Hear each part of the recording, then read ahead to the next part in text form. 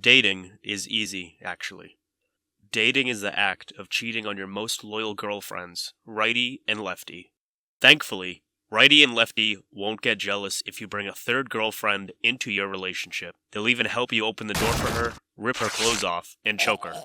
But the real challenge is actually finding that third girlfriend, which is why I have simplified all the information out there into a 7-step process. Step 1. Finding. Step 1 is just finding the girls you want to date. According to Google, girls can be found everywhere, except your room. So go to church, go to the gym, and go to that family reunion in Alabama. If you don't want to go outside because that's just a conspiracy to sell you more sunblock, you can still find girls on the internet. Girls hang out on Instagram, TikTok, and every other website that's not a Warhammer forum. Dating apps are also an option. I'm told people get girlfriends here, but that hasn't happened to me yet. I don't know what the problem is. Mama says I am the most handsome boy in the world. Step 2. Filtering. Once you have found the girls, it's time for step 2. Filtering. You can't be compatible with every woman in the world. I, for example, would never date a girl who is a liar, a thief, or a crazy witch, unless she has big boobs. Once you have filtered your women for compatibility, there's a stage of reciprocity. Dating is always easier when the girl likes you as much as you like her. But women won't tell you this to your face. You have to be married to a woman for at least 30 years before she even tells you that she hates the way you breathe. Women prefer to communicate with indirect hints and subtle signals, but let's be honest here. If you could read signals from women, you wouldn't be watching this video. So, let's jump on into step 3, the approach. Once you have found the most compatible girl, it's time for you to man up and admire her from a distance. Like all her posts, dream of her every night, and pick up the names of all your kids, but never tell her about your feelings. If it's meant to be, she will read your mind and come to you herself. But if you're one of those proactive jerks who doesn't believe in the universe magically fulfilling your fantasies, you'll have to walk up to her and say your piece. For keyboard lovers, oil your butt and slide into that DM. That brings us to step 4, what to say.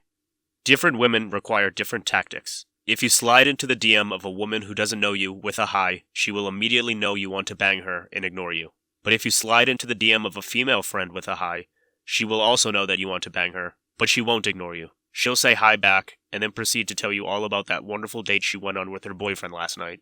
That doesn't mean you do the complete opposite, however. Tell a female friend that you're in love with her, and she'll tell you that she only sees you as a brother. Tell a woman you've just met that you're in love with her, and she'll tell you that she only sees you as a creep. Either way, you're not getting the girl. The best you can hope for is a quiet night at home with righty, lefty, and a bottle of lotion.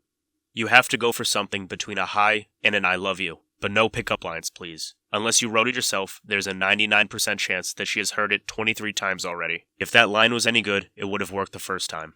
You also want her to fall for you. If you play some character that just spits out memorized lines, it's the character that the girl will fall for. And when that character runs out of lines, he will die, and you will have to disappoint her all on your own.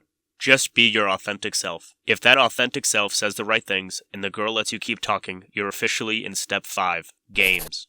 Being in step 5 means your first impression was good enough, but you're not in yet. The girl is still trying to find out if you're a serial killer, and you are still trying to find out what her favorite color is. People on TikTok call this the talking stage of a relationship. Depending on how charming you are, this stage can last for as little as an hour or as long as your entire life. You want the girl to know you're interested in her without simping too much. If you're too obvious with your intentions, she will run away, and if you're too vague, she'll walk away slowly, leaving you in the friend zone. And don't pretend that you just want to be friends either. Everyone knows exactly what you want. The "I just want to be friends" card is used by so-called nice guys. The English language has another word for nice guys: liars. Nice guys are betting that girls are too stupid to know exactly what men want from them. But they lose the bet because girls always find out and hate the nice guys for it, which is weird. I would never hate somebody for thinking I am stupid. Stupid is a huge compliment. I'm actually an idiot. So just be honest. If she rejects you 3 seconds after meeting you, you can always tell yourself that she is on her period. It's not technically a lie, because statistically, 14% of women aged 18 to 45 are menstruating at any given time, so any woman who rejects you has to be a part of that menstruating 14%. You are a catch. She has to be crazy to reject you. But if you get rejected after 10 years of simping, what statistic are you going to use to lie to yourself? Play the game well, and you can get yourself to step 6, the first date.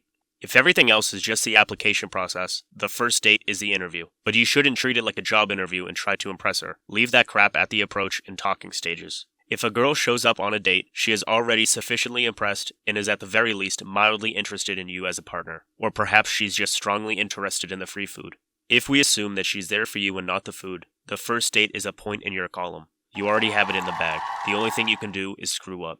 And not screwing up is easy. Talk as little as possible. Everyone wants to have a great conversation with you, but nobody wants to hear you talk. So let her talk. If she wants to know anything about you, she'll ask.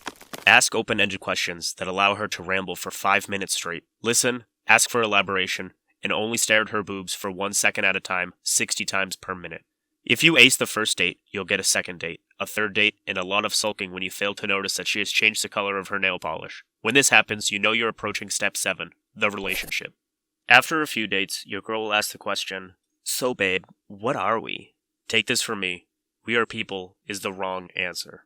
Once she asks that, you are in a relationship, whether you like it or not. Here are the other signs of being in a relationship. She greets you with a kiss, she cooks for you, and she farts in front of you. The minute she farts, it's over. You don't even need wedding vows. "Till death do us part" has nothing on the binding power of farts.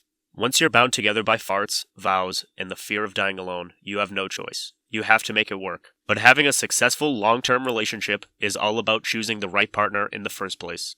You need to have shared goals, have shared values, and have a lot of sex with each other. No amount of therapy can fix the absence of those things. I can only hope that you choose the right person.